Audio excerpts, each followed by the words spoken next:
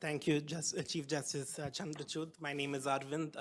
I'm a student here at the Harvard Law School. I have a question regarding judicial appointments. Earlier in this year, in January 17th, you and the collegium headed by you had recommended a member of the ruling party as a judge for the High Court. And subsequent media reports came out that this person had given hate speeches against Indian Muslims and Indian Christians. And on the 2nd of February, lawyers wrote to you asking you to withdraw the recommendation. And we know the government was really pacing for her assumption of office.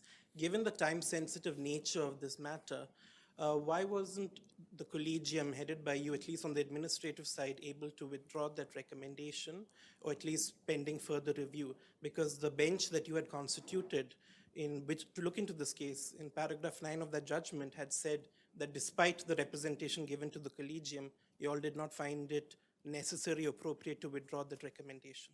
Thank you.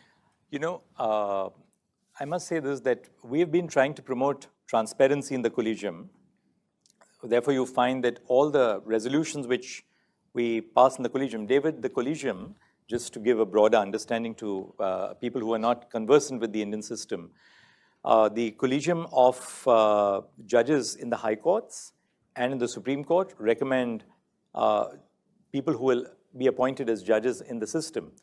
The final power of appointment, of course, vests with the President of India. But the collegium for appointments to the Supreme Court consists of the Chief Justice and the 4 senior-most judges. The collegiums in the High Court consist of the Chief Justice and the 2 senior-most judges.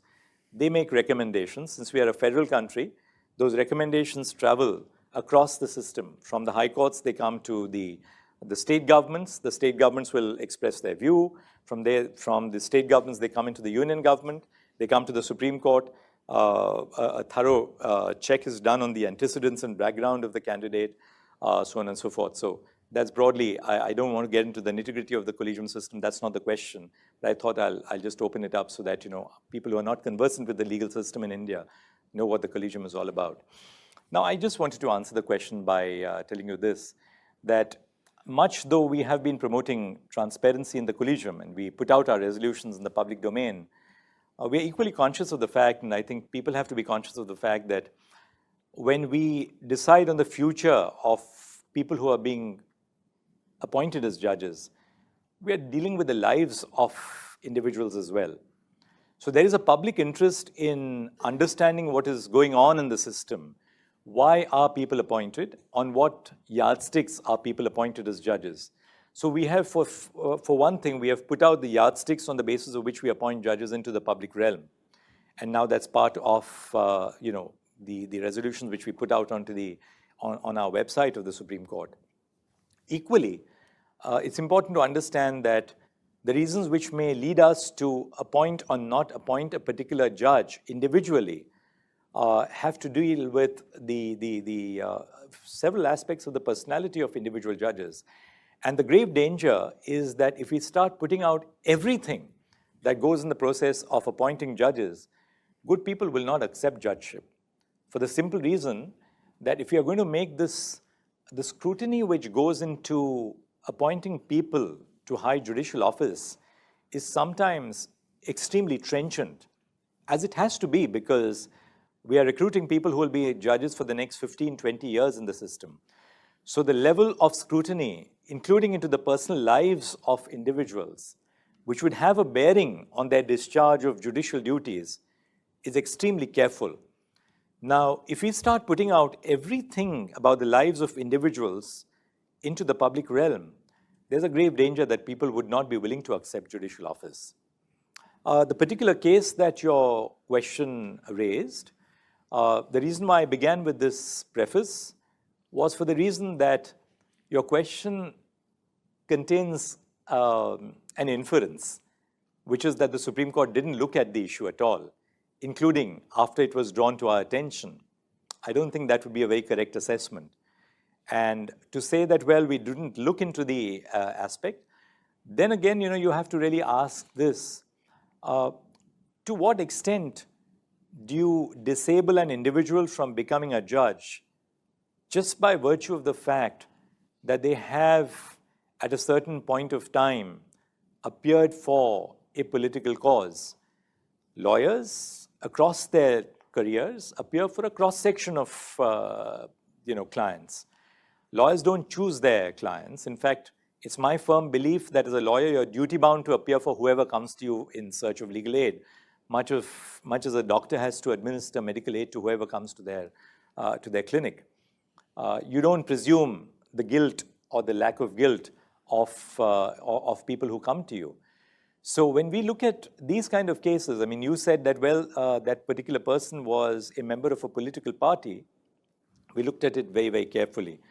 The nature of the speech which that judge is alleged to have made at a particular point of time, again, is looked at very carefully. One of the processes which we follow in the collegium is to ask for a report from the Chief Justice. If we are in doubt as the collegium, we go back to the Chief Justice of the High Court and we say, well, this has been drawn to our notice.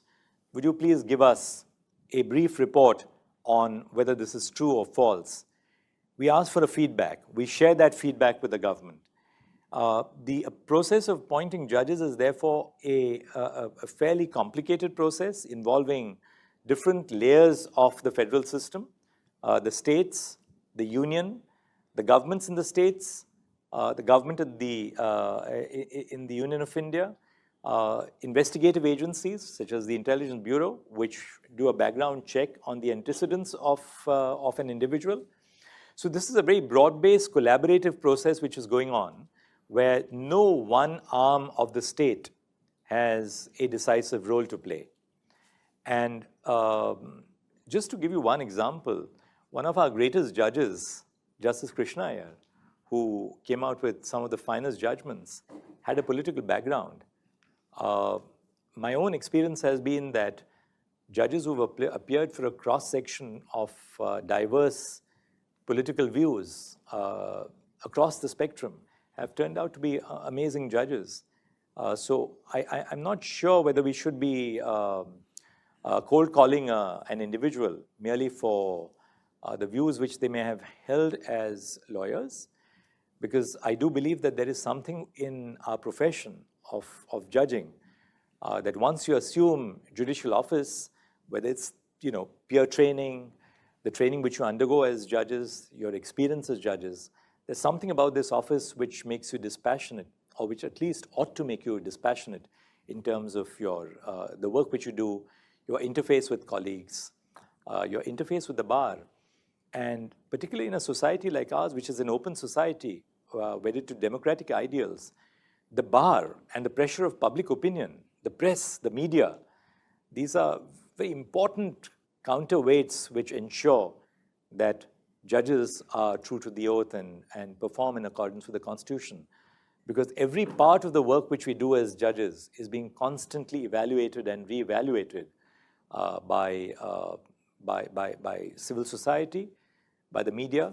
And I think that's an important aspect of ensuring that judges work in terms of their constitutional mandate.